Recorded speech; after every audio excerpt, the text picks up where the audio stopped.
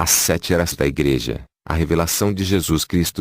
04 de dezembro de 1960. Jeffersonville, Indiana, a tradução, Introdução. Ainda que este livro toque em diversas doutrinas maiores, como deidade, batismo nas águas, etc., encontradas em Apocalipse, capítulos 1 ao 3, seu tema principal é a promulgação de um estudo detalhado das sete eras da Igreja. Isto é necessário para estudar e entender o resto de Apocalipse, porque das eras vêm os selos, e dos selos vêm as trombetas, e das trombetas as taças. Como a primeira explosão de uma vela romana, as eras da Igreja chegam com uma poderosa iluminação inicial, sem a qual não poderia haver mais luz. Porém, uma vez que o brilho das sete eras da Igreja é dado por revelação divina, segue luz sobre luz, até que a revelação completa se abra amplamente ante nossos olhos maravilhados, e nós, edificados e purificados por meio de seu Espírito, somos aprontados para sua gloriosa aparição, mesmo nosso Senhor e Salvador, o único Deus verdadeiro, Jesus Cristo. Esta composição está na primeira pessoa, como é uma mensagem de meu coração aos corações do povo.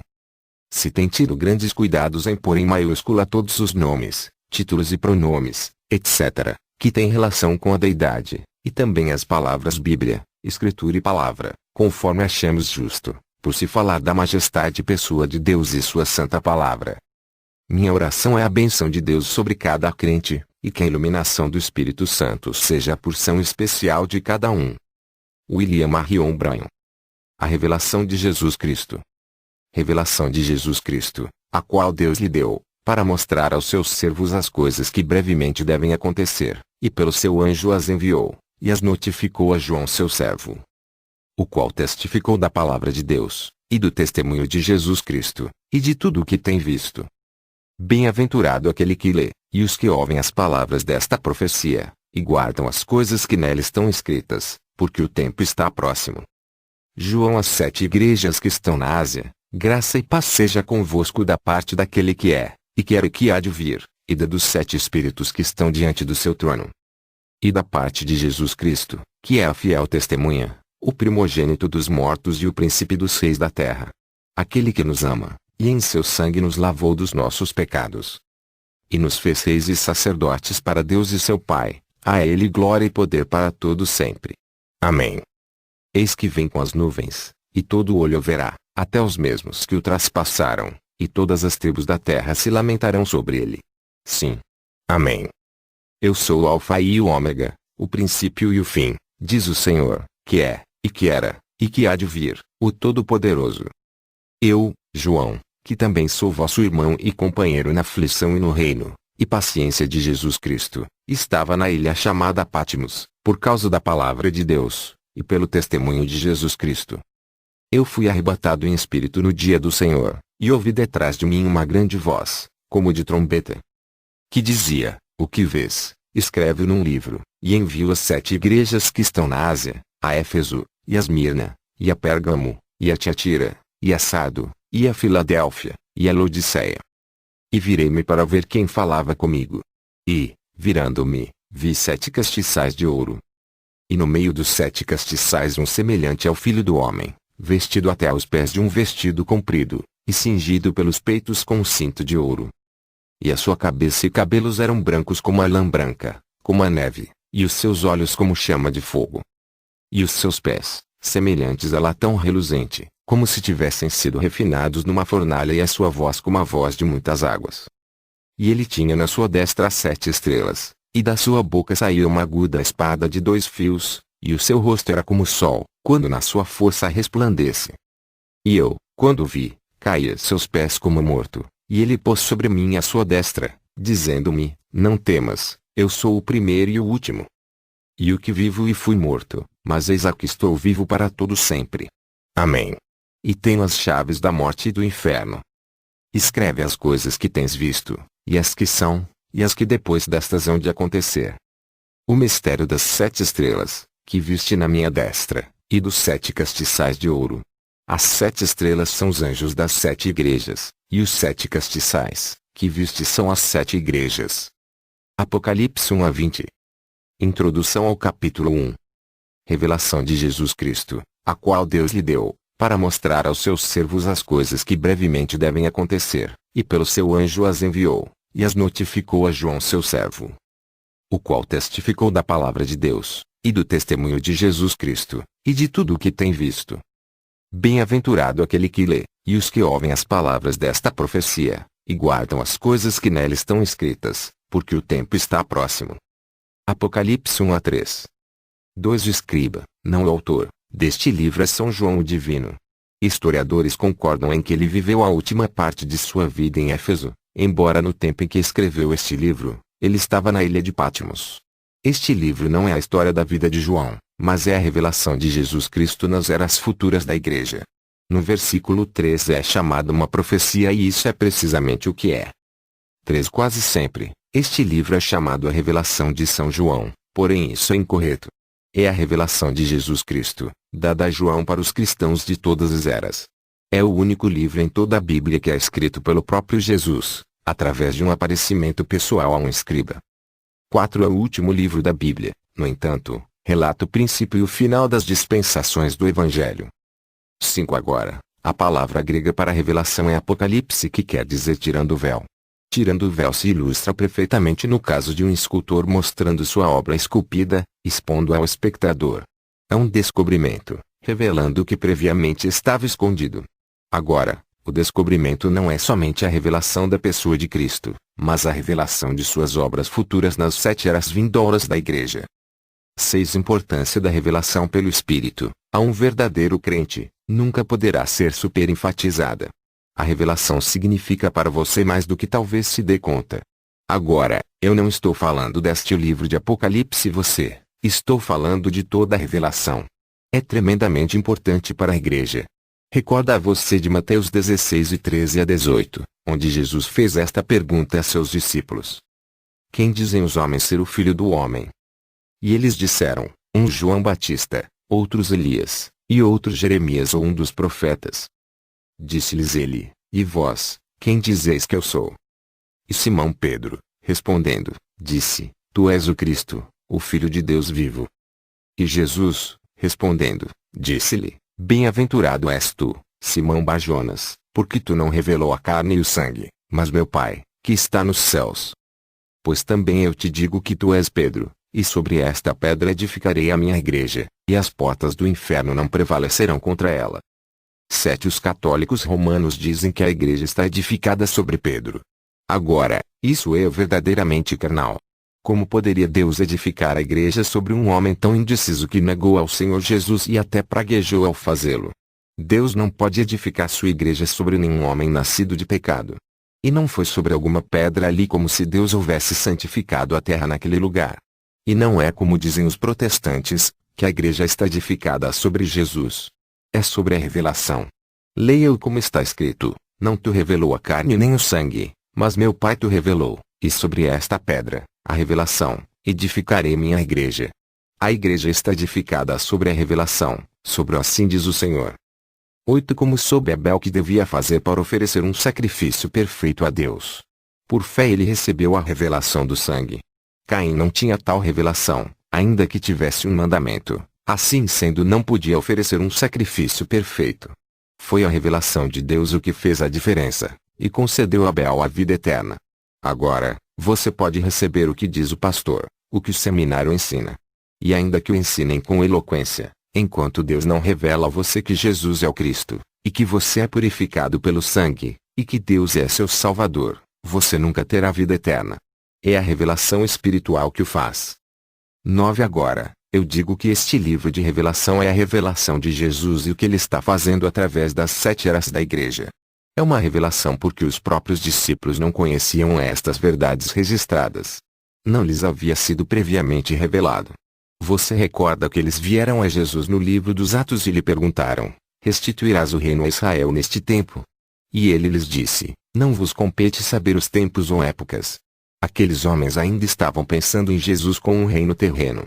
Porém era um reino espiritual o que ele ia edificar. Ele mesmo não lhes podia declarar sua posição no reino, porque o Pai não havia revelado. Porém logo, depois de sua morte e ressurreição, e neste preciso tempo de seu ministério intercessório, ele pôde mostrar aqui nesta revelação de si mesmo a João, o que faria e significaria sua glória e presença na igreja. 10. Nesta revelação ele nos diz como será o fim do diabo. Ele nos diz como é que vai lidar com o diabo e lançá-lo no lago de fogo. Ele revela o fim dos ímpios, os quais seguem a Satanás. Satanás odeia isso.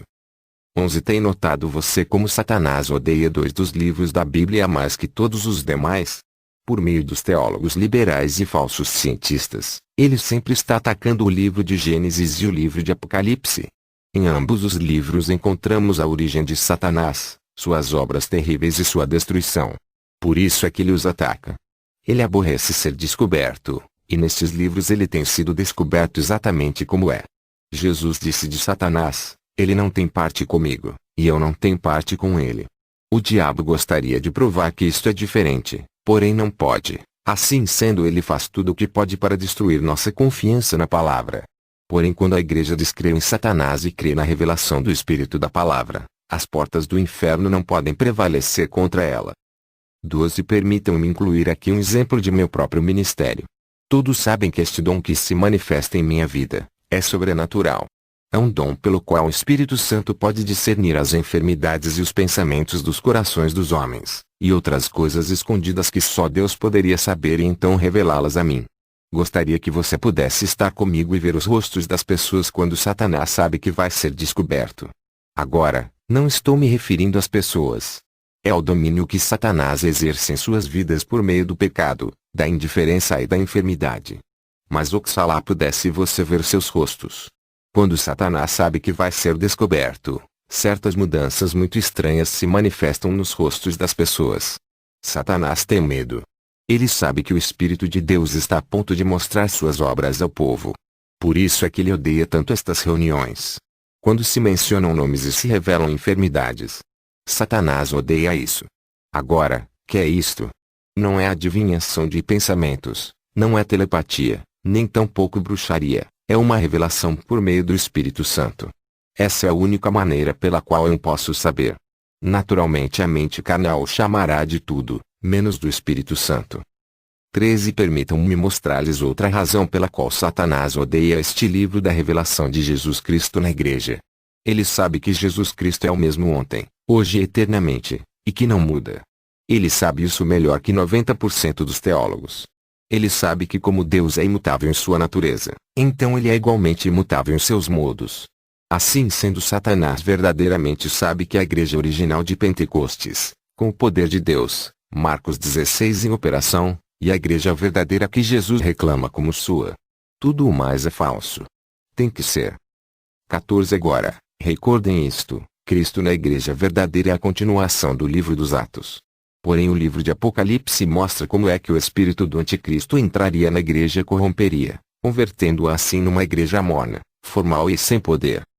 15. Isto descobre a Satanás, revelando suas obras, seu intento de destruir ao povo de Deus e desacreditar a palavra de Deus, até o momento em que ele for lançado no lago de fogo.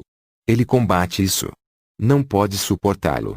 Ele sabe que se o povo recebe a revelação verdadeira da igreja verdadeira e o que ela é, o que ela representa e como ela pode operar as obras maiores, ela será um exército invencível.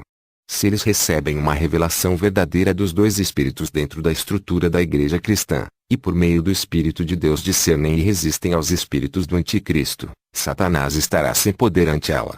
Ele estará tão frustrado como esteve quando Cristo resistiu seus múltiplos esforços por obter poder sobre ele no deserto. Sim, Satanás odeia a revelação. Porém nós amamos. Com a verdadeira revelação em nossas vidas, as portas do inferno não podem prevalecer contra nós, porém nós prevaleceremos contra ela. 16. Recordarão que mencionei ao princípio desta mensagem que este livro que estamos estudando é a revelação real de Jesus na igreja e sua obra nas eras futuras. Então mencionei que somente por meio do Espírito Santo obteremos revelação, ou nos passará por alto. Unindo estes dois pensamentos, veremos que não será somente estudo e pensamento natural o que fará com que este livro seja real. Se necessitará da operação do Espírito Santo. Isso quer dizer que este livro não pode ser revelado a ninguém mais que a um povo especial. Será uma classe de gente com percepção profética. Necessitará de habilidade para ouvir de Deus. Necessitará de instrução sobrenatural, não somente um estudante comparando versículo com versículo, embora isso seja bom. Porém um mistério requer a revelação do Espírito ou nunca será claro. Como necessitamos ouvir de Deus, e abrir nossos corações e chegar a estar rendidos ao Espírito para ouvir e entender. 17 Como já tenho dito, este livro, Revelação, é a consumação das Escrituras. Está mesmo colocado exatamente no cânon das Escrituras, no final. Agora, você pode entender por que é que diz que todo aquele que o lê ou mesmo o ouve, é bem-aventurado. É a revelação de Deus que dará a você a autoridade sobre o diabo. E você pode ver por que é que aqueles que acrescentam ou tiram dela, serão condenados. Terá que ser assim porque quem pode acrescentar ou tirar da revelação perfeita de Deus e vencer ao inimigo? Isto é simples. Não há nenhum poder tão prevalecedor como a revelação da palavra. Vê. No versículo 3, uma bênção é prometida para aqueles que prestam atenção especial a este livro. Eu penso que isso se refere ao costume no Antigo Testamento dos sacerdotes que liam a palavra para a congregação pela manhã. Vê. Muitos não podiam ler, e os sacerdotes tinham que ler a palavra para eles. Somente lendo a palavra para eles, e a bênção estava ali. Não fazia diferença se fosse lida ou ouvida. 18 Porque o tempo está próximo. Realmente o tempo não estava próximo. Na sabedoria e previdência de Deus, esta revelação tão tremenda, embora plenamente conhecida de Deus, não podia ser manifesta até então.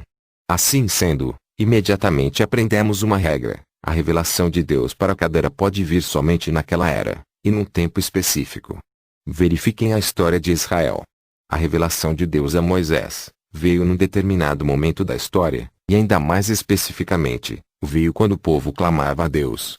Jesus mesmo veio no cumprimento do tempo, sendo ele a revelação completa da divindade. E nesta era, de Laodiceia, a revelação de Deus virá no seu devido tempo. Não se atrasará, nem tampouco se adiantará. Pense nisto e observe bem, porque hoje estamos no tempo do fim. A saudação. João, as 7 igrejas que estão na Ásia, graça e paz seja convosco da parte daquele que é, e que era, e que há de vir, e da dos 7 Espíritos que estão diante de seu trono. E da parte de Jesus Cristo, que é a fiel testemunha, o primogênito dos mortos e o príncipe dos reis da terra. Aquele que nos ama, e em seu sangue nos lavou dos nossos pecados. E nos fez reis e sacerdotes para Deus e seu Pai, a ele a glória e poder para todo sempre. Amém. 19 A palavra Ásia, realmente Ásia Menor. É uma terra pequena mais ou menos do tamanho de Indiana. As 7 igrejas ali foram escolhidas especialmente dentre as demais igrejas por suas características, as quais seriam manifestas nas eras sucessivas, séculos depois. 20 Os 7 Espíritos ante o trono é o Espírito que estava em cada um dos 7 mensageiros, dando-lhes seu ministério para a era em que cada um viveu. 21 Agora, todas estas expressões, aquele que é, aquele que era, aquele que há de vir, a fiel testemunha, o primogênito dos mortos, príncipe dos reis da terra, o Alfa e o Ômega, e o Todo-Poderoso, são títulos e descrições de uma única e mesma pessoa, que é o Senhor Jesus Cristo, que nos lavou de nossos pecados em seu próprio sangue. 22 O Espírito de Deus, em João, se expressa assim para mostrar a suprema deidade de Jesus Cristo, e para revelar a deidade como um Deus. Hoje em dia há um tremendo erro, o qual ensina que há 3 deuses em vez de um. Esta revelação, como foi dada a João por Jesus mesmo, corrige esse erro. Não é que há 3 deuses, mas um Deus com 3 ofícios. Há um Deus com 3 títulos, Pai, Filho e Espírito Santo. Esta poderosa revelação é a que teve a igreja primitiva, e tem que ser restaurada neste último dia juntamente com a fórmula correta para o batismo em águas. 23 Agora, os teólogos modernos não concordam comigo, segundo o que saiu publicado numa grande revista cristã, a qual diz: esse ensino, sobre a Trindade, se encontra no próprio centro e coração do Antigo Testamento. Está igualmente centralizado no coração do Novo Testamento. Tanto o Antigo como o Novo Testamento se opõem à ideia de que há mais de um Deus, não obstante o Novo Testamento ensina com semelhante clareza que o Pai é Deus, e o Filho é Deus, e o Espírito Santo é Deus, e que estes 3 não são 3 aspectos da mesma pessoa, mas 3 pessoas numa verdadeira relação pessoal entre si mesmas. Ali temos a grande doutrina de 3 pessoas, porém um Deus. 24 Também dizem: Deus, segundo a Bíblia, não é somente uma pessoa, mas 3 pessoas num Deus. Esse é o grande mistério da Trindade. 25 Certamente o é. Como podem três pessoas serem um Deus? Não somente não há lugar na Bíblia para provar isto, mas esta doutrina mostra ainda uma falta de raciocínio inteligente. Três pessoas distintas, embora de idêntica substância, são três deuses, ou o idioma tem perdido seu sentido completamente. 26 Escutem estas palavras outra vez: Eu sou o Alfa e o Ômega, o princípio e o fim, diz o Senhor, que era e que há de vir, o Todo-Poderoso. Isto é deidade. Isto não é simplesmente um profeta, um homem, isto é Deus. E não é uma revelação de três deuses, mas um Deus, o Todo-Poderoso. 27 Ali no princípio da igreja não creram em três deuses. Você não pode encontrar essa classe de doutrina entre os apóstolos. Foi depois da era apostólica que esta doutrina entrou e verdadeiramente chegou a ser uma doutrina fundamental no Concílio de Nicéia. A doutrina da deidade causou em Nicéia uma separação em dois sentidos. E dessa separação saíram dois extremos. Um simplesmente foi ao politeísmo, crendo em três deuses, e o outro foi ao unitarismo. Naturalmente isto tomou um tempo para se desenvolver, porém sucedeu, e o temos hoje em dia. Porém a revelação através de João dada pelo Espírito às igrejas foi: Eu sou o Senhor Jesus Cristo, e eu sou a plenitude. Não há nenhum outro Deus. E ele pôs seus selos sobre esta revelação. 28 Considere isto: quem foi o pai de Jesus? Mateus 1:18 diz: Achou-se ter concebido do Espírito Santo. Porém Jesus mesmo disse que Deus era seu pai. Deus o Pai e Deus o Espírito Santo, como frequentemente expressamos, estes termos, fazem ao Pai e ao Espírito um, e em verdade são um. De outra maneira Jesus teve dois pais. Porém note que Jesus disse que ele e seu pai eram um, não dois. Isso produz um Deus. 29 Desde que isto seja histórica e escrituristicamente verdade, o povo pergunta de onde vieram os três. Foi uma doutrina fundamental no Concílio de Nicéia no ano 325 AD. Esta trindade, uma palavra absolutamente inescriturística, foi baseada sobre os muitos deuses de Roma. Os romanos tinham muitos deuses aos quais oravam. Também oravam aos seus antepassados por considerá-los como mediadores. Foi somente um passo para dar nomes novos a deuses antigos, e agora temos santos para torná-lo mais bíblico. Assim sendo, em vez de Júpiter, Vênus, Marte, etc., temos a Paulo, Pedro, Fátima, Cristóvão, etc., etc. Eles não podiam fazer com que sua religião pagã funcionasse com um só Deus, portanto dividiram em três, e fizeram intercessores dos santos, tal como haviam feito de seus antepassados. 30 Desde então, o mundo não tem podido compreender que há somente um Deus com três ofícios ou manifestações. Sabem que há um Deus, segundo as Escrituras, mas eles procuram fazer a doutrina fantástica de que Deus é como um cacho de uvas, três pessoas com a mesma divindade distribuída igualmente entre todos. Porém aqui em Apocalipse diz plenamente que Jesus é o que era, e o que há de vir. Ele é o Alfa e Ômega, o que significa que ele é o A até o Z, ou melhor, o tudo. Ele é o Todo-Poderoso. Ele é a rosa de Saron, o lírio dos vales, a estrela resplandecente da manhã, a videira verdadeira, o Pai, o Filho e o Espírito Santo. Ele é Deus, Deus Todo-Poderoso. O único Deus. 31 E Timóteo 3:16 diz: E sem dúvida alguma grande é o mistério da piedade, aquele que se manifestou em carne, foi justificado em espírito, visto dos anjos, pregado aos gentios, crido no mundo, e recebido acima na glória. 32 Isto é o que diz a Bíblia. Aqui não diz nada de uma primeira, segunda ou terceira pessoa. Diz que Deus foi manifesto em carne. Um Deus. Aquele Deus foi manifesto em carne.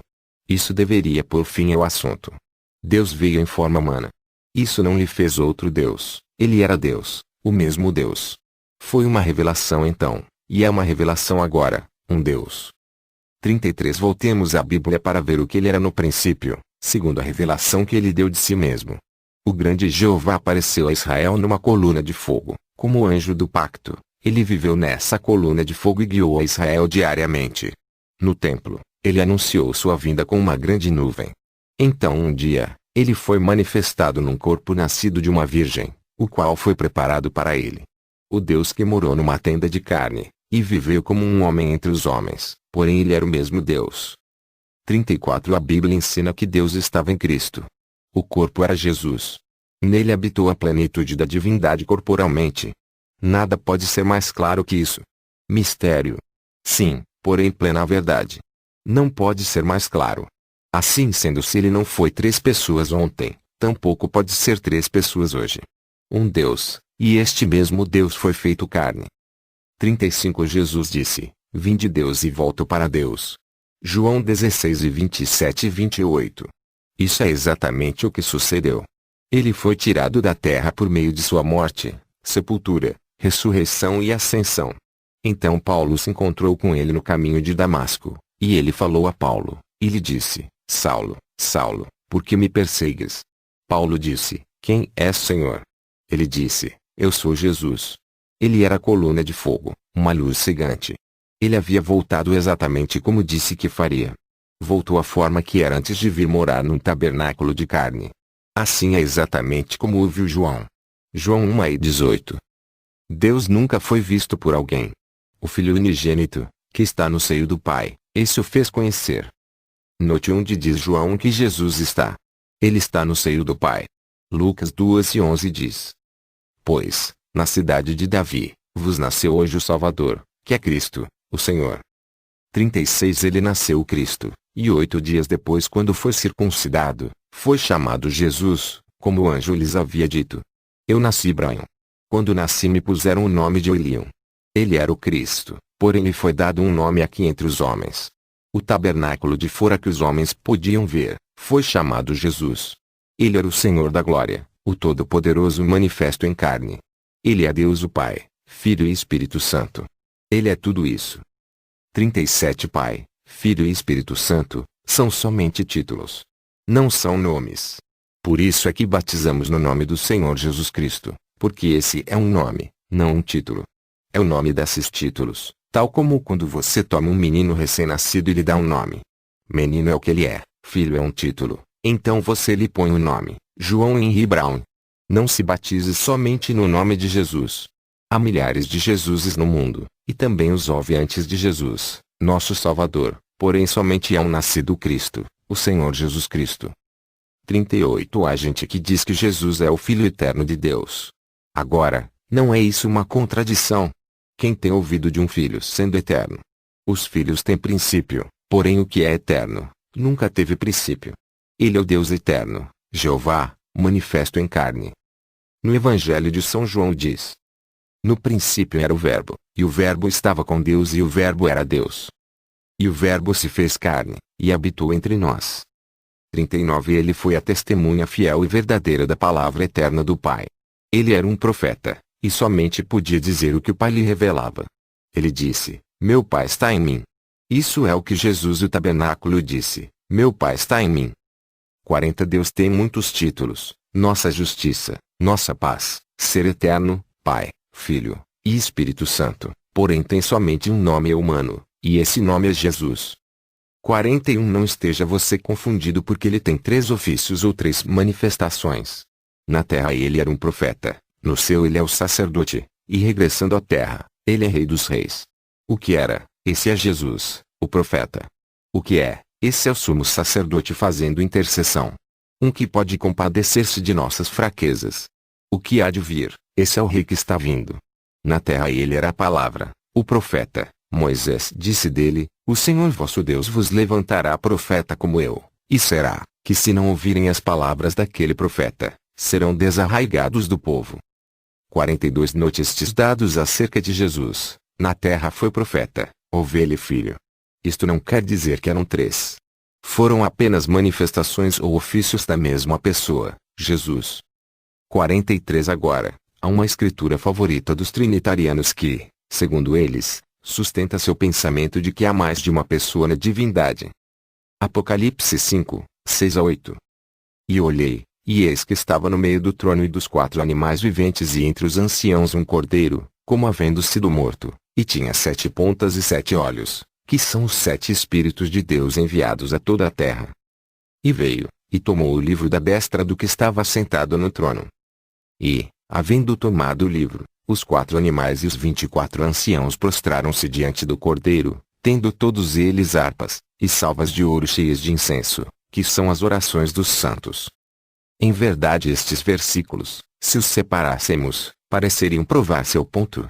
Você observe que eu disse, estes versículos separados. Porém leia Apocalipse 4, 2 a 13 e 9 a 11. E logo fui arrebatado em espírito, e eis que um trono estava posto no céu, e um assentado sobre o trono. E o que estava assentado era, na aparência, semelhante à pedra jaspe sardônica, e o arco celeste estava ao redor do trono, e parecia semelhante à esmeralda. E quando os animais davam glória, e honra e ações de graças ao que estava assentado sobre o trono, ao que vive para todo sempre. Os 24 anciãos prostravam-se diante do que estava assentado sobre o trono, e adoravam o que vive para todo sempre, e lançavam as suas coroas diante do trono, dizendo: Digno és, Senhor, de receber glória, e honra, e poder, porque tu criaste todas as coisas, e por tua vontade são e foram criadas. 44 E note cuidadosamente que no versículo 2 diz, não 2 ou 3, mas estava assentado no trono. No versículo 3 diz, ele, não eles, era, na aparência semelhante a uma pedra de jaspe. No versículo 9 diz que os animais davam honra a ele, não a eles. No versículo 10 diz que os anciãos se prostravam diante dele, não deles. No versículo 11 diziam, Senhor, digno és, não senhores. Também no versículo 11 diz que este que estava no trono era o Criador, que é Jesus, João 1, 3, o qual é Jeová, Espírito, Deus do Antigo Testamento, Gênesis 1, 1. Porém não vamos nos deter aqui. Leia agora em Apocalipse 13, 21. Ao que vencer lhe concederei que se assente comigo no meu trono, assim como eu venci, e me assentei com meu Pai no seu trono. Também leia Hebreus 12, 2. Olhando para Jesus, autor e consumador da fé, o qual pelo gozo que lhe estava proposto suportou a cruz, desprezando a afronta e assentou-se à destra do trono de Deus.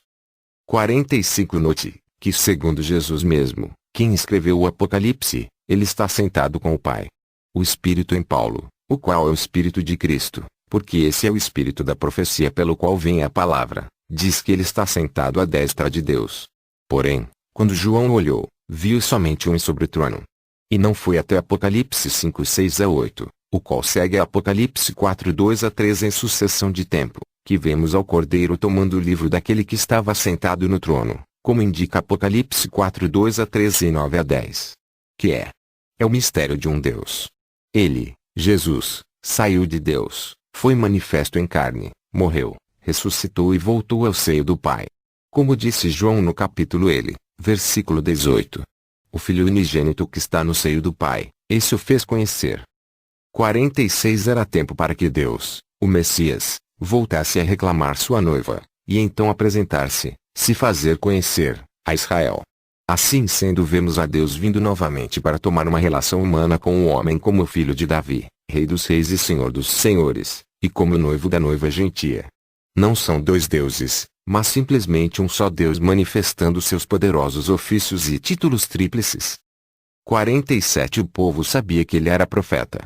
Eles conheciam o sinal do Messias, o qual somente podia manifestar-se através de um profeta. João 1, 44 a 51. E Filipe era de Betsaida, cidade de André e de Pedro. Filipe achou Natanael e disse-lhe, havemos achado aquele de quem Moisés escreveu na lei, e os profetas, Jesus de Nazaré, filho de José. Disse-lhe Natanael, pode vir alguma coisa boa de Nazaré? Disse-lhe Filipe, vem e vê. Jesus viu Natanael vir ter com ele, e disse dele, eis aqui um verdadeiro israelita em quem não há dolo. Disse-lhe Natanael, donde me conheces tu? Jesus respondeu, e disse-lhe, antes que Filipe te chamasse te vi eu, estando tu debaixo da figueira. Natanael respondeu, e disse-lhe, Rabi, tu és o Filho de Deus, tu és o Rei de Israel. Jesus respondeu, e disse-lhe, porque te disse, vi-te debaixo da figueira, crês. Coisas maiores do que estas verás. E disse-lhe, na verdade vos digo que daqui em diante vereis o céu aberto, e os anjos de Deus subirem e descerem sobre o Filho do Homem. A habilidade para discernir os pensamentos dos corações dos homens, fez com que os escolhidos de Deus entendessem que ele era o Messias, a palavra ungida de Deus. Hebreus 4 e 12. Porque a palavra de Deus é viva e eficaz, e mais penetrante do que espada alguma de dois gumes, e penetra até a divisão da alma e do espírito, e das juntas e medulas, e é apta para discernir os pensamentos e intenções do coração. Quando a mulher junto ao poço experimentou que ele discernia os pensamentos de seu coração, ela lhe reconheceu como profeta, declarando que o Messias seria conhecido por meio desse sinal. João 4:7-25. Veio uma mulher de Samaria tirar água. Disse-lhe Jesus: dá-me de beber. Porque os seus discípulos tinham ido à cidade comprar comida. Disse-lhe pois a mulher samaritana: como, sendo tu judeu, me pedes de beber a mim, que sou mulher samaritana? Porque os judeus não se comunicam com os samaritanos. Jesus respondeu, e disse-lhes: se tu conheceras o dom de Deus, e quem é o que te diz, dá-me de beber, tu lhe pedirias e ele te daria água viva. Disse-lhe a mulher: Senhor, tu não tens com que atirar e o poço é fundo, onde pois tens a água viva? És tu maior do que o nosso pai Jacó, que nos deu o poço, bebendo ele próprio dele e os seus filhos, e o seu gado? Jesus respondeu e disse-lhe: qualquer que beber da água que eu lhe der nunca terá sede, porque a água que eu lhe der se fará nele uma fonte da água que salta para a vida eterna. Disse-lhe a mulher: Senhor, dá-me dessa água, para que não mais tenha sede, e não venha aqui tirá-la. Disse-lhe Jesus: vai, chama o teu marido e vem cá. A mulher respondeu, e disse: não tenho marido. Disse-lhe Jesus: disseste bem, não tenho marido. Porque tiveste 5 maridos, e o que agora tens não é teu marido, isto disseste com verdade.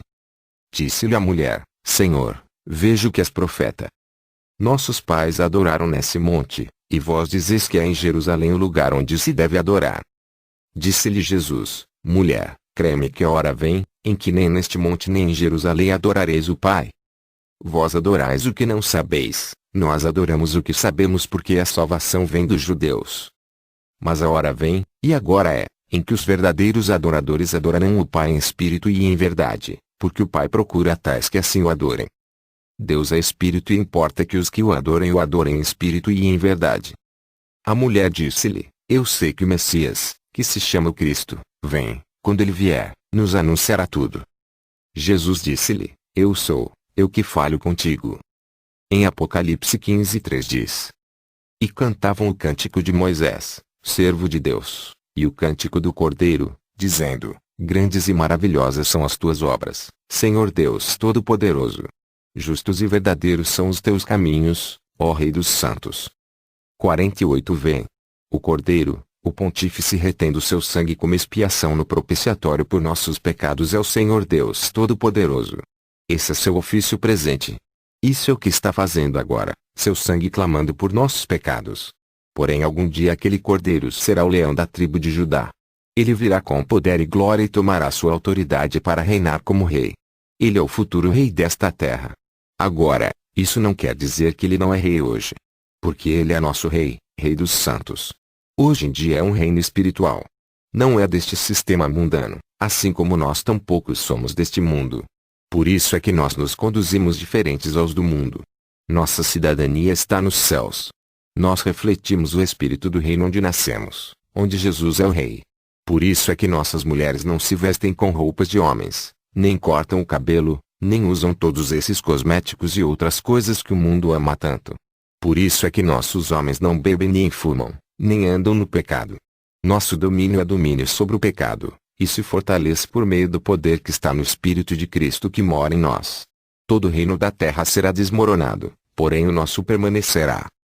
49 Agora, nós temos estado falando acerca dos ofícios e manifestações do único Deus verdadeiro, e contemplando sua glória num estudo bíblico. Porém Deus não é conhecido intelectualmente. Ele é conhecido espiritualmente, por revelação espiritual. Este mesmo ser que foi conhecido como Jesus, segundo a carne, voltou à coluna de fogo, porém ele prometeu voltar outra vez e morar entre o seu povo por meio do Espírito. E no dia do Pentecostes, aquela coluna de fogo desceu e se repartiu em línguas de fogo sobre cada um deles. Que estava fazendo Deus? Estava se repartindo a si mesmo entre a igreja, dando a todos aqueles homens e mulheres uma parte de si mesmo. Ele se repartiu entre a igreja tal como disse que o faria. João 14:16-23. E eu rogarei ao Pai, e ele vos dará outro Consolador, para que fique convosco para sempre. O Espírito de verdade, que o mundo não pode receber, porque não o vê nem o conhece, mas vós o conheceis, porque habita convosco, e estará em vós. Não vos deixarei órfãos, voltarei para vós. Ainda um pouco e o mundo não me verá mais, mas vós me vereis, porque eu vivo e vós vivereis. Naquele dia conhecereis que estou em meu Pai, e vós em mim, e eu em vós. Aquele que tem os meus mandamentos e os guarda, esse é o que me ama, e aquele que me ama será amado de meu Pai, e eu o amarei, e me manifestarei a ele. Disse-lhe Judas, não Iscariotes, Senhor, de onde vem que te has de manifestar a nós, e não ao mundo? Jesus respondeu, e disse-lhe, se alguém me ama, guardará a minha palavra, e meu Pai o amará, e viremos, e faremos nele morada. 50 Ele disse que rogaria ao Pai, que mandaria outro Consolador, que já estava com eles, os discípulos, porém não estava neles. Esse era Cristo. Então no versículo 23, falando de si mesmo e do Pai, ele disse, nós, viremos. Ali está, o Espírito está vindo, o mesmo Espírito de Deus que foi manifesto como Pai, e como Filho e também se manifestará em muitos. Um Deus que é Espírito. 51 Por isso é que ninguém pode dizer que o homem santo é o Papa ou o Bispo ou o sacerdote. O homem santo é Cristo, o Espírito Santo em nós. Como se atreve a dizer a hierarquia que o laico não tem nada que dizer? Cada um tem algo que dizer. Cada um tem uma obra, cada um tem um ministério. O Espírito Santo veio em Pentecostes e se repartiu em cada um para que se pudesse cumprir o que disse Jesus, naquele dia vós conhecereis que eu estou em meu Pai e vós em mim e eu em vós. João 14:20. 52 O grande eu sou, o Deus Todo-Poderoso, tem vindo como Espírito para encher sua verdadeira igreja. Ele tem o direito de mover-se onde ele quer e sobre quem ele quer. Nós não fazemos homens santos em nosso meio, mas a verdadeira congregação do Senhor é santa, por causa da presença do Espírito Santo. É Ele, o Espírito Santo, quem é santo, não a congregação em si mesma. 53 Agora, essa é a revelação, Cristo Jesus é Deus. O Jeová do Antigo Testamento é o Jesus do Novo. Não importa quanto se esforce, você não pode provar que há três deuses. Mas também se necessita de uma revelação por meio do Espírito Santo para que você possa entender a verdade de que ele é um. Se necessita de uma revelação para ver que o Jeová do Antigo Testamento é o Jesus do Novo. Satanás entrou na igreja e cegou as pessoas acerca desta verdade. E quando eles foram cegados, não foi muito tempo depois que a igreja de Roma cessou de batizar no nome do Senhor Jesus Cristo. 54 Eu sei que se necessita de uma verdadeira revelação do Espírito Santo para ver a verdade da deidade nestes dias em que temos tanta perversão, quando tem pervertido a Escritura. Porém a igreja vencedora e triunfante está edificada sobre a revelação. Assim sendo, nós podemos esperar que Deus nos revele sua verdade. Porém, em realidade você não necessita de uma revelação sobre o batismo na água. Ali está à frente a você. Seria possível, mesmo por um minuto, os apóstolos se desviarem do mandamento direto do Senhor para batizarem no nome do Pai, do Filho e do Espírito Santo, então encontrá-los em desobediência voluntária. Eles conheciam o nome. Não há nenhum lugar nas Escrituras onde batizaram de algum outro modo, mas no nome do Senhor Jesus Cristo. O senso comum lhe dirá que o livro dos Atos é a igreja em ação, e se assim batizaram, então assim é como se deve batizar. Agora, se pensam que isso é forte, que pensam disto? Qualquer um que não havia sido batizado no nome do Senhor Jesus, tinha que ser batizado de novo. Atos 19:1-6.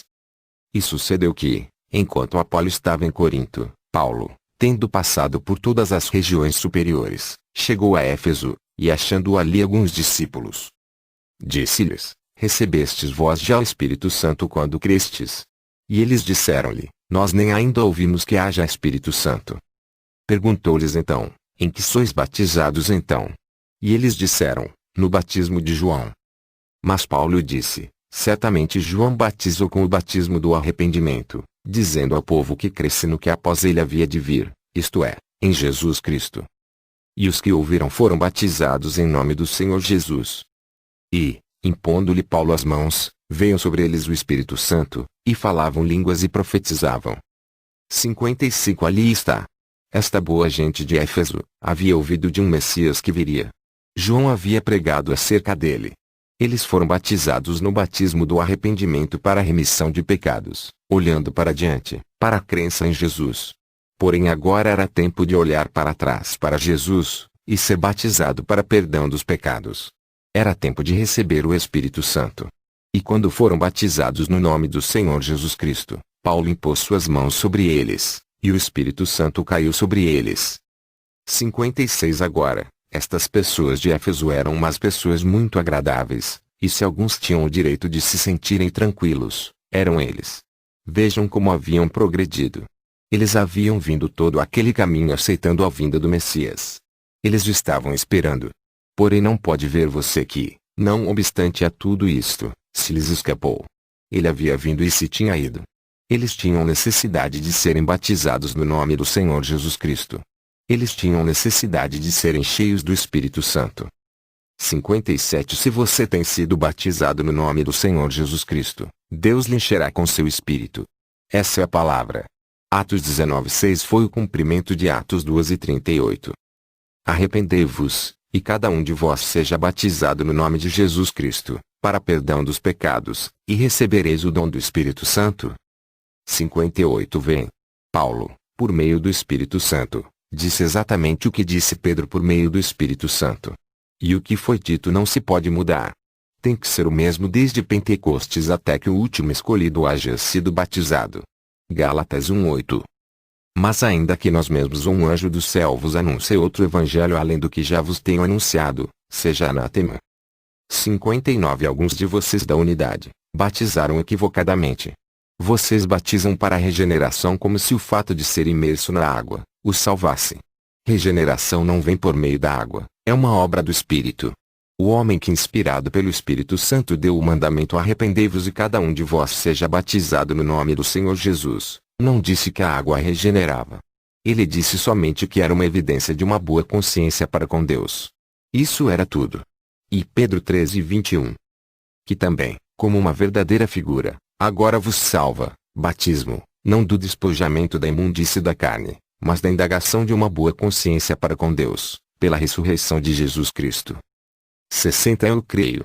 Se alguém tem alguma ideia falsa de que a história pode provar o batismo na água de qualquer outro modo que não seja no nome do Senhor Jesus Cristo, eu lhe aconselho a ler os registros históricos e veja por si mesmo. O seguinte é um registro verdadeiro de um batismo que teve lugar em Roma no ano 100 AD, e foi publicado na revista Time, em 5 de dezembro de 1955. O diácono levantou sua mão, e Públio Decius entrou pela porta do batistério. Parado no batistério, com a água até a cintura, estava Marcos Vascas, o vendedor de madeira. Ele tinha um sorriso enquanto Públio chegava a seu lado no batistério. Credis? Lhe perguntou. Credo, respondeu Públio.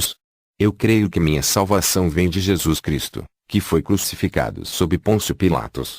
Com ele tenho morrido para que com ele possa ter vida eterna.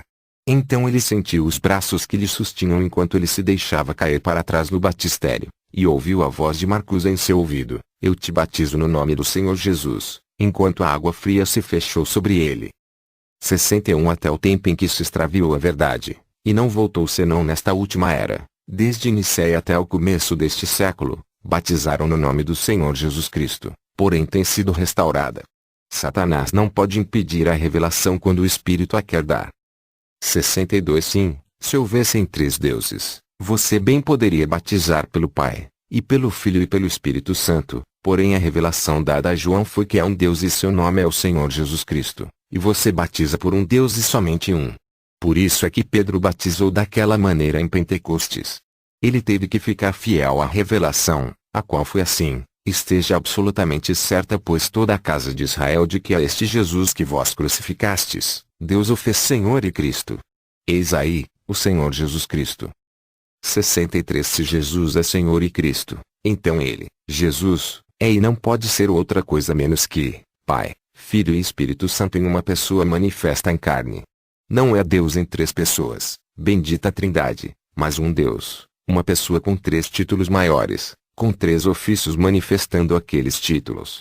Escutem-no uma vez mais. Este mesmo Jesus é Senhor e Cristo. Senhor, Pai, e Cristo, Espírito Santo, são Jesus, porque Ele, Jesus, é ambos, Senhor e Cristo. 64 Se isto não nos mostra a verdadeira revelação da Deidade, então nada o fará. Senhor não é outro, Cristo não é outro. Este Jesus é o Senhor Jesus Cristo, um só Deus. 65 Um dia Filipe disse a Jesus, Senhor, mostra-nos o Pai, o que nos basta. Jesus lhe disse, Tanto tempo há que estou convosco, e não me tens conhecido? Aquele que me tem visto ao Pai. Como pois, dizes tu, mostra-nos o Pai.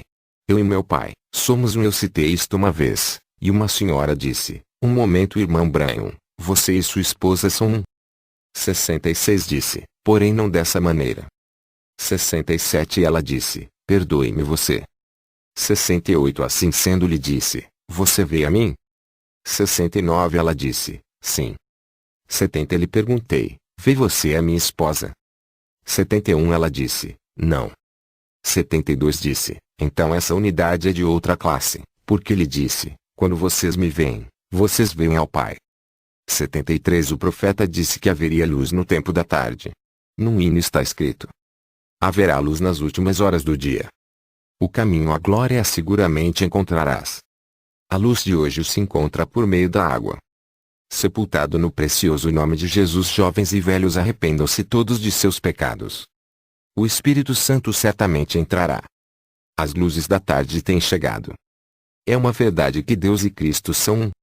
74 Não faz muito eu estava falando com um rabi judeu. Ele me disse, vocês, gentios, não podem dividir a Deus em 3 partes e dá-lo a um judeu. Nós temos melhor conhecimento que isso. 75 Lhe disse, Rabi, essa é a coisa, nós não dividimos a Deus em 3 partes. Crê você nos profetas, não é verdade? 76 Ele disse, seguro que sim. 77 Crê você em Isaías 9:6? 78 Sim.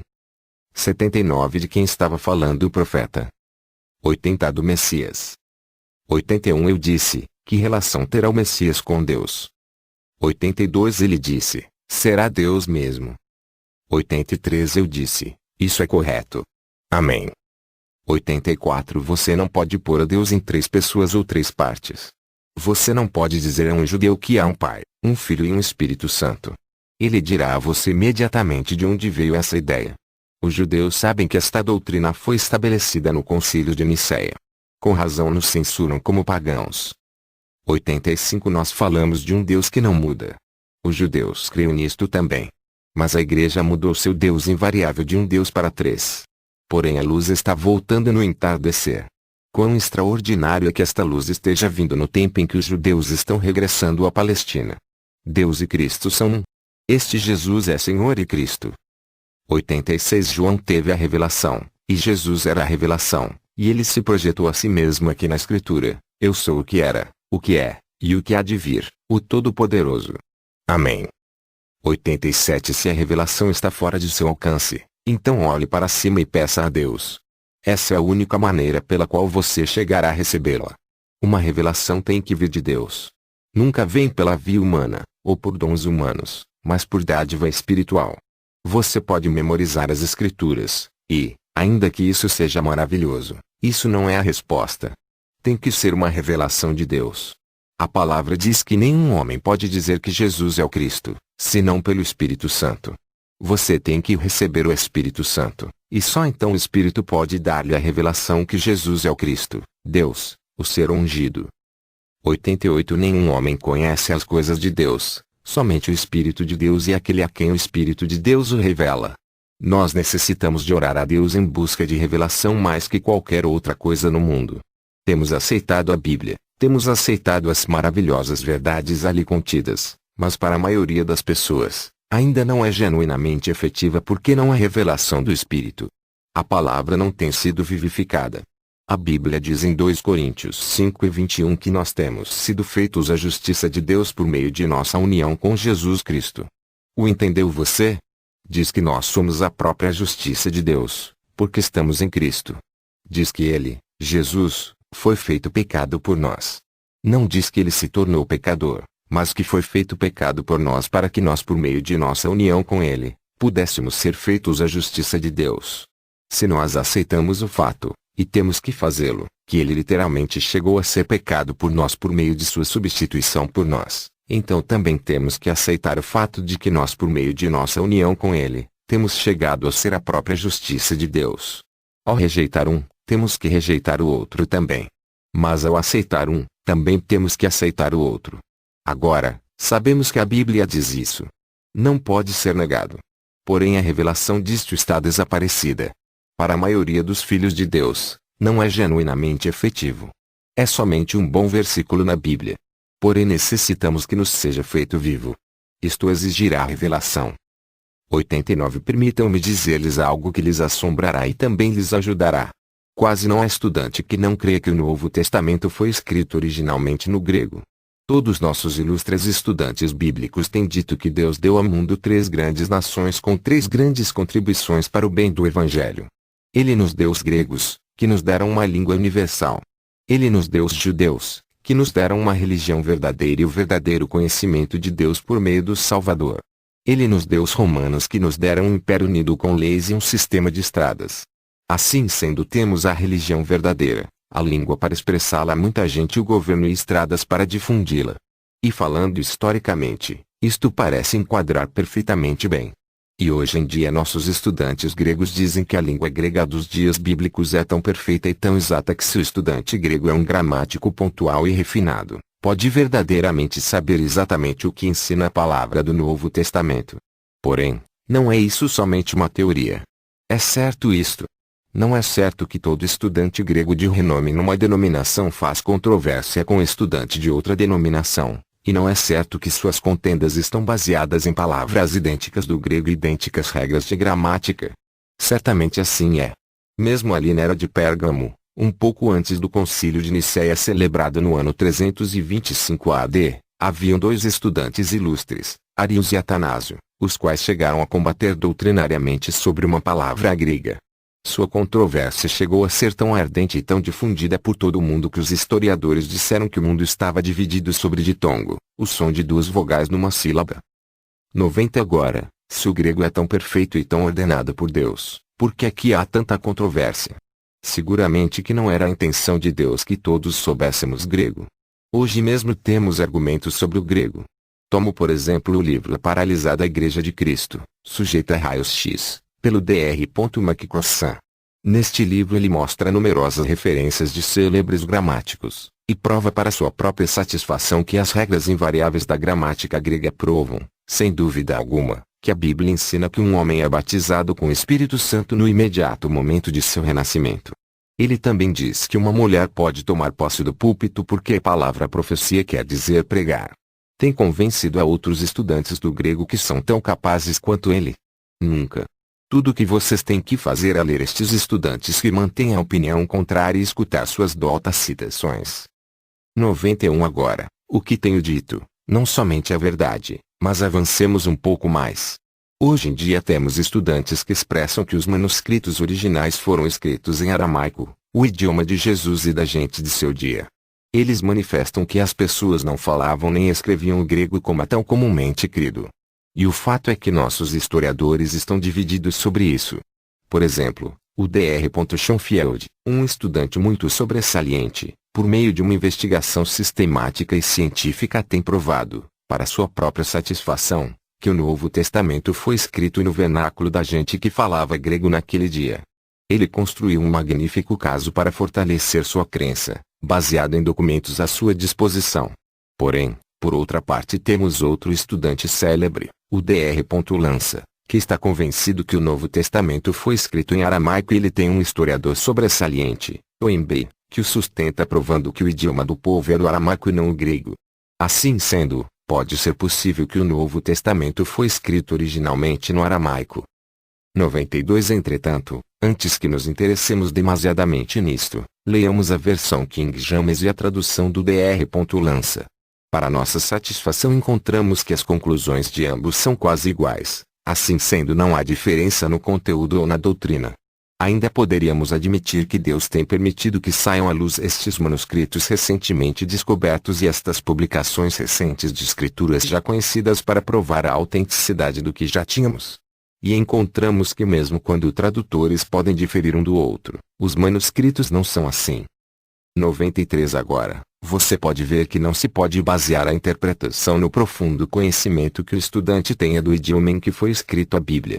Porém, se você ainda não pode ver por ter sua mente encoberta pela tradição, aqui está uma ilustração final. Ninguém pode duvidar que os escribas, fariseus e estudantes ilustres do ano 33 AD, Conheciam perfeitamente as regras de gramática, e exatamente o que queriam dizer as palavras com as quais foi escrito o Antigo Testamento. Porém, não obstante a toda a sua excelente sabedoria, lhes passou por alto a revelação da palavra prometida de Deus, a qual foi manifesta no Filho.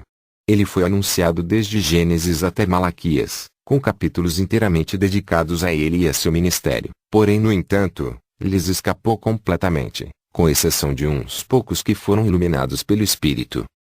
94 Agora chegamos a uma conclusão, a qual tem base na palavra. Por mais que tratemos de encontrar os mais antigos e acreditados manuscritos para obter o melhor registro possível da palavra, nunca encontraremos o significado verdadeiro por meio do estudo e comparação das Escrituras. Não importa quão sinceros sejamos. Se necessita de uma revelação de Deus para obtê-lo.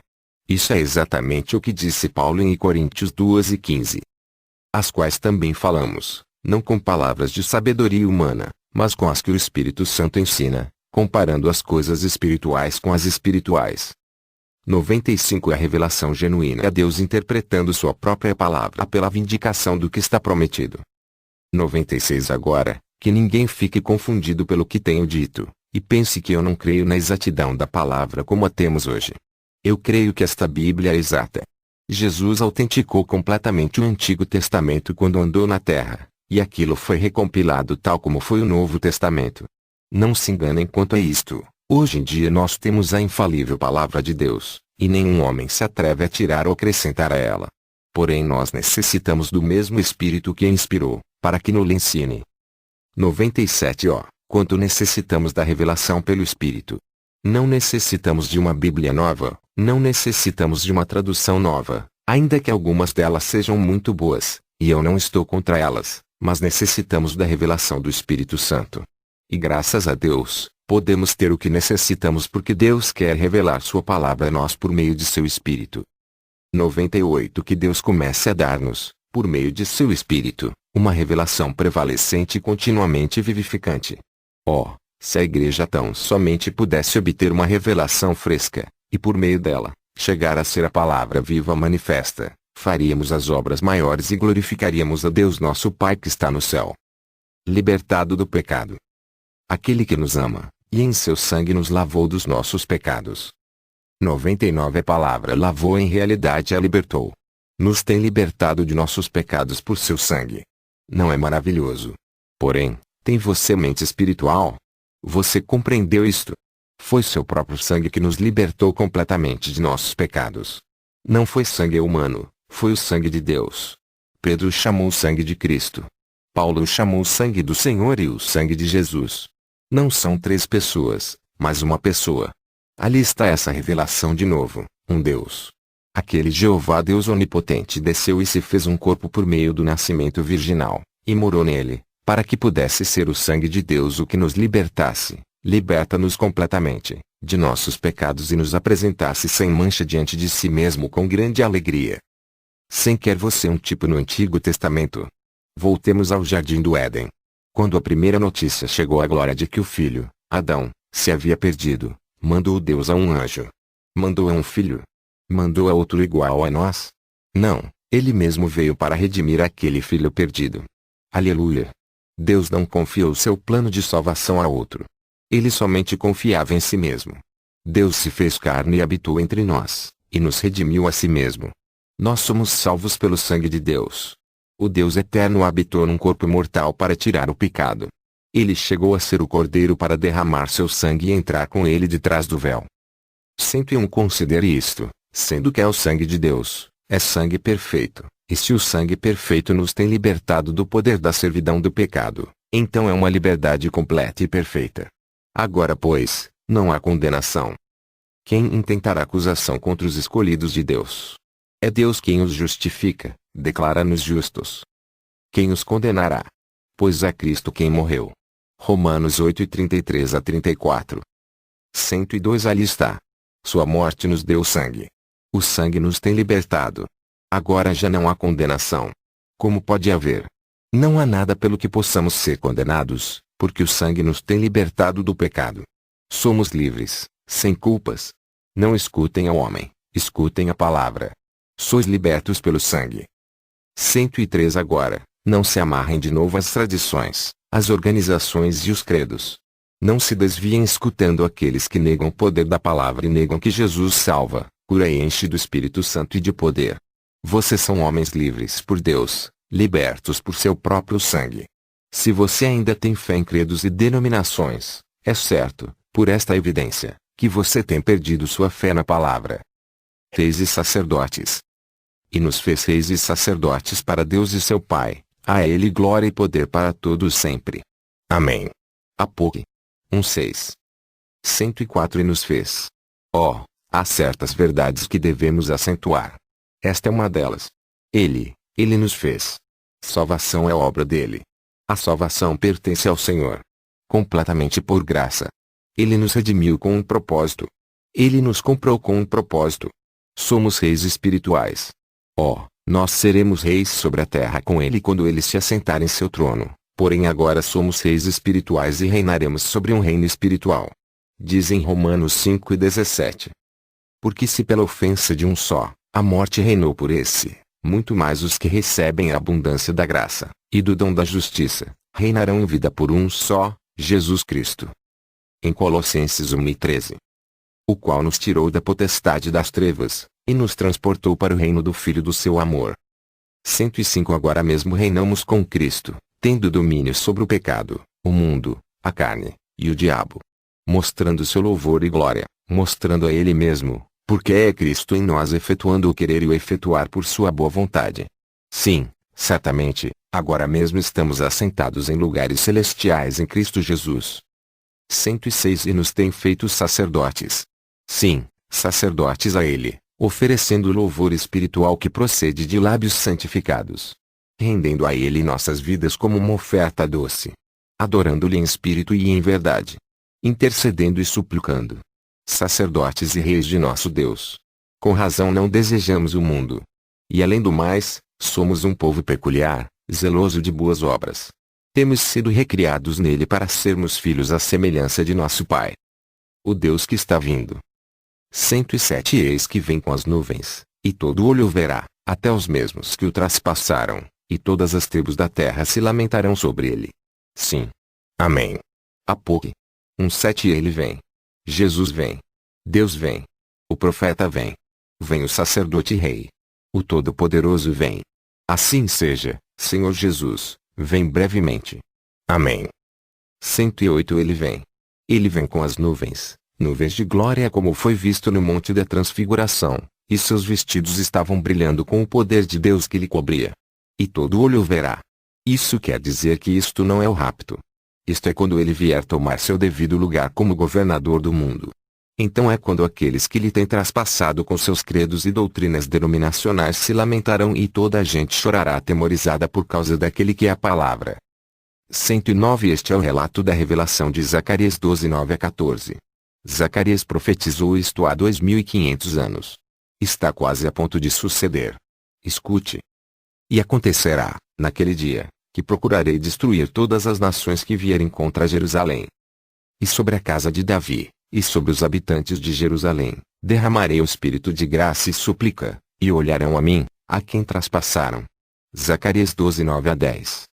110 Agora, quando voltar ao Evangelho aos judeus. Quando se houver terminado a dispensação dos gentios. O Evangelho está pronto para voltar aos judeus. Se tão somente lhes pudesse dizer algo que está a ponto de suceder hoje, neste nosso dia. Esta grande coisa que vai suceder recorrerá até Apocalipse 11, e aquelas duas testemunhas, aqueles dois profetas, Moisés e Elias, trazendo o Evangelho de novo aos judeus. Estamos prontos. Tudo está em ordem.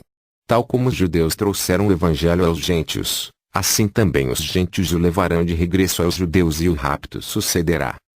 111 Agora, recordem o que temos lido em Apocalipse e em Zacarias. Ambas coisas vêm diretamente depois da tribulação.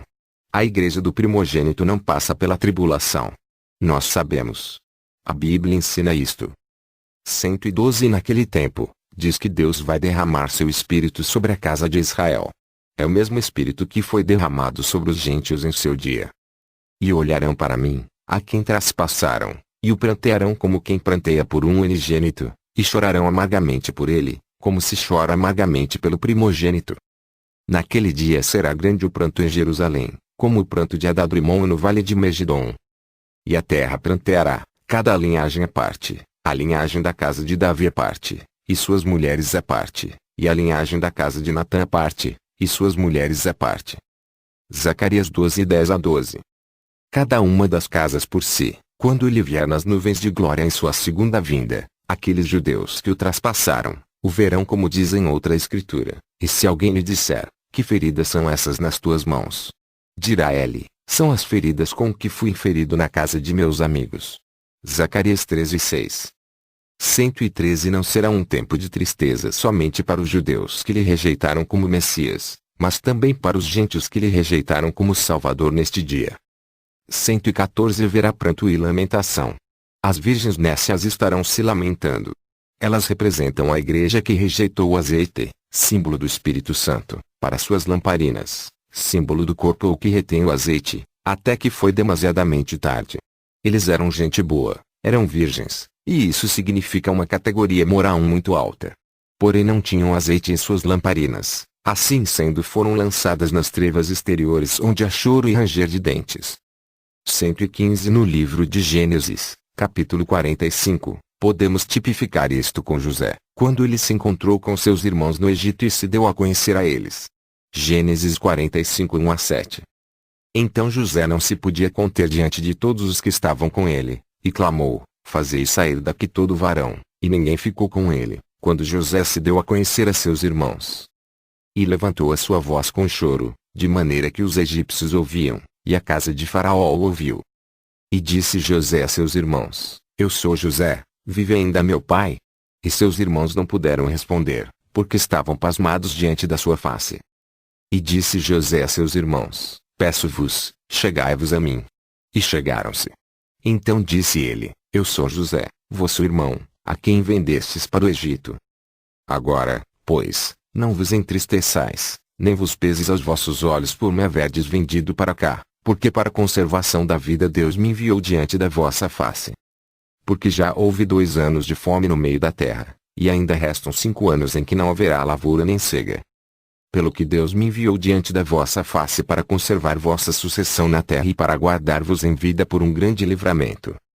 116 Agora, não enquadrei isso perfeitamente com Zacarias 12? Unindo estas duas porções, sem dúvida, obteremos exatamente a verdade. 117 Quando José era ainda muito jovem, foi odiado por seus irmãos. Por que foi odiado por seus irmãos? Porque ele era espiritual. Não foi culpa dele que visse aquelas visões, nem que sonhasse aqueles sonhos e interpretasse. Isso estava dentro dele. Ele não podia manifestar nenhuma outra coisa mais do que estava dentro dele. Portanto, o ódio de seus irmãos foi sem causa. Porém ele foi amado por seu pai. Seu pai era profeta e entendia. Ali está um tipo perfeito de Cristo. Deus o Pai amava ao Filho, mas os irmãos, escribas e fariseus, lhe odiavam porque podia curar os enfermos, operar milagres, predizer o futuro, ver visões e interpretá-las. Essa não foi causa para odiar-lhe, porém o fizeram, tal como os irmãos de José. 118 Agora, recorde como foi que aqueles filhos de Jacó trataram a José, lhe lançaram numa cisterna, tomaram a roupa de cores que seu pai lhe havia dado e atingiram com sangue para fazer crer a seu pai que o moço havia sido devorado por algum animal, o venderam a uns negociantes de escravos que o levaram ao Egito, e ali foi vendido a um general. A esposa do general o acusou falsamente, mas dentro de pouco tempo sua habilidade como profeta lhe trouxe à presença de Faraó, e foi exaltado à sua destra com tanta autoridade que ninguém podia chegar a Faraó sem que primeiramente se entrevistasse com José. 119 Agora, examinemos a vida de José enquanto ele estava no Egito, porque aqui é onde veremos o tipo perfeito de Cristo. Quando ele estava na casa do general foi acusado falsamente, castigado e aprisionado sem causa, tal como fizeram com Jesus. Ali na prisão ele interpretou os sonhos do copeiro e do padeiro que também eram prisioneiros juntamente com ele. O copeiro foi perdoado e restaurado à vida, mas o outro foi condenado à morte. Cristo foi aprisionado na cruz, abandonado por Deus e o homem. De ambos os lados tinha um ladrão, um morreu espiritualmente, mas ao outro foi concedida a vida. E note, quando Jesus foi tirado da cruz, ele foi exaltado ao céu, e agora está assentado à destra do grande Espírito de Jeová, e nenhum homem pode chegar a Deus, senão por ele. Há um mediador entre Deus e os homens, e ele é tudo que você necessita. Não há Marias e nem santos como mediadores, somente Jesus. 120 Seguindo com este tipo encontramos em José. Veja que tudo que ele fez no Egito prosperou. Seu primeiro trabalho com o general, prosperou, mesmo a prisão prosperou. Quando Jesus voltar, o deserto florescerá como a rosa. Ele é o filho da prosperidade. Assim como nunca houve uma era tão próspera como a de José, assim também há um tempo de bênção que vem a esta terra como o mundo jamais tem conhecido. Cada um de nós poderá se assentar sob nossa própria figueira, e rirmos e regozijarmos e vivermos para sempre em sua presença. Em sua presença há gozo completo e em sua mão direita há bênçãos para sempre. Glória a Deus. 121 Agora, note que onde quer que José fosse, soava a trombeta para anunciar sua chegada. O povo gritava, dobrem o joelho diante de José. Sem importar o que estivessem fazendo as pessoas, quando a trombeta soava, todos dobravam seus joelhos.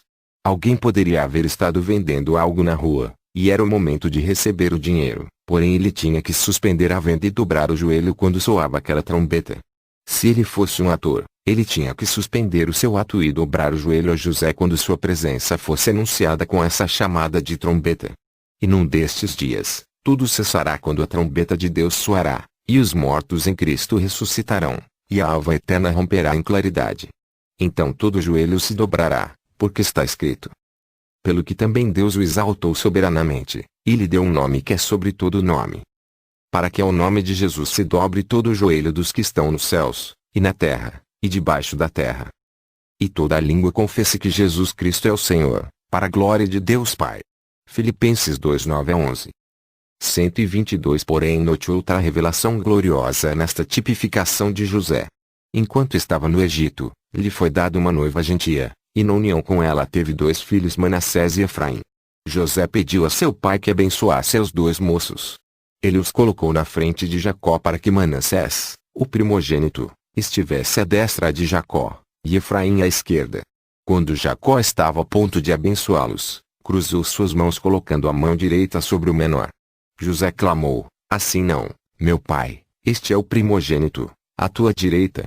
Porém Jacó disse, Deus cruzou minhas mãos. 123 Aqui em tipo, vemos que a bênção que pertencia ao primogênito, o judeu, foi dada ao menor, o gentio, por meio da cruz, mãos cruzadas, do Senhor Jesus Cristo. A bênção vem por meio da cruz. Cristo nos resgatou da maldição da lei, fazendo-se maldição por nós, porque está escrito, maldito todo aquele que for pendurado no madeiro. Para que a bênção de Abraão chegasse aos gentios por Jesus Cristo, e para que pela fé nós recebamos a promessa do Espírito. Gálatas 13:13-14.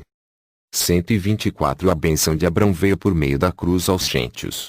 Os judeus rejeitaram a cruz, portanto, Jesus recebeu a noiva gentia.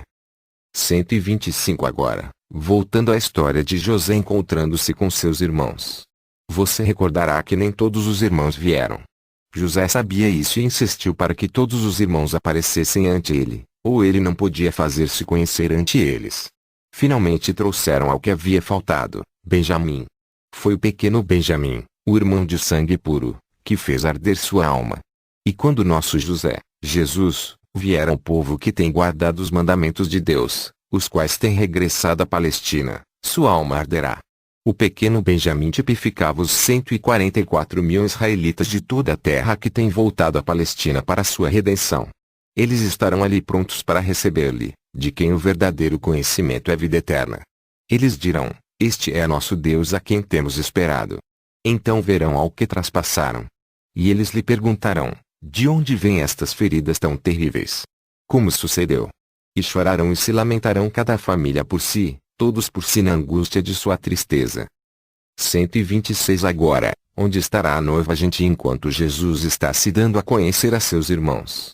Recordem que a noiva de José, juntamente com os 2 meninos, estava no palácio, porque José havia ordenado, fazei sair todos de minha presença.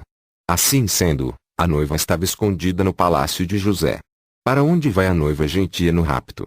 Ao palácio. A noiva será tirada da terra. Ela será levantada antes da grande tribulação para encontrar a seu Senhor nos ares.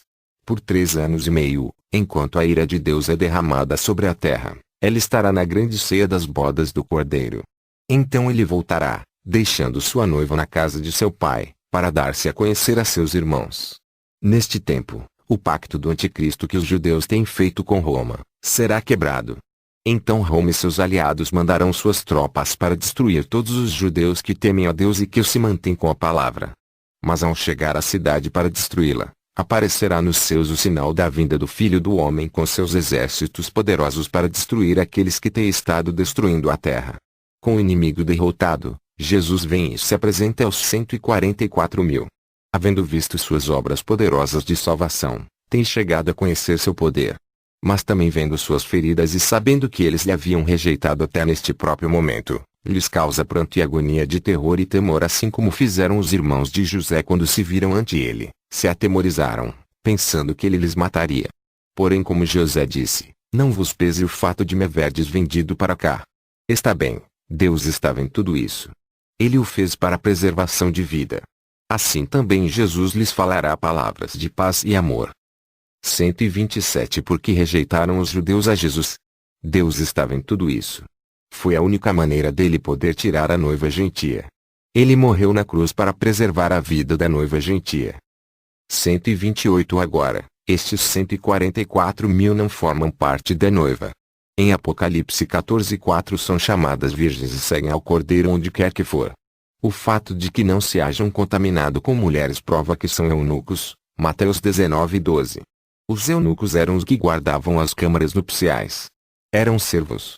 Note que eles não se assentam no trono, mas estão diante do trono. Não, eles não formam parte da noiva, mas estarão no glorioso reino milenial. 129 Então vemos que quando esse remanescente de Israel houver sido unido em amor ao Senhor, e o inimigo houver sido destruído, Deus preparará seu monte santo, seu novo jardim do Éden para a noiva e os servos dele e dela, para a lua de mel de 1000 anos sobre a terra.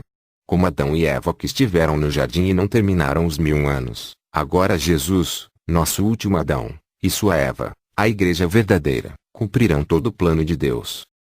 130 Como se repete a Bíblia. A cena de José e seus irmãos está a ponto de cumprir-se, porque Jesus vem logo. 131 E ao terminar o tipo de José, há uma coisa a mais que quero trazer à sua atenção acerca deste tempo do fim. Recordem quando José falou com seus irmãos, e Benjamim não estava com eles. Ele lhes falou por meio de um intérprete, ainda que sabendo o hebraico perfeitamente bem. Ele falou a seus irmãos em outro idioma. Sabia você que a primeira era gentia, a cabeça de ouro, a era de Babilônia, terminou com uma mensagem em línguas escrita numa parede? Esta era terminará da mesma maneira. A abundância de línguas neste dia é mais uma prova que os tempos dos gentios se têm acabado, e Deus está voltando a Israel. 132 Ele vem logo. O Alfa e o Ômega, o profeta, sacerdote e rei, o todo em tudo, Senhor Deus dos exércitos, vem logo. Assim seja, Senhor Jesus, o único Deus verdadeiro, vem depressa.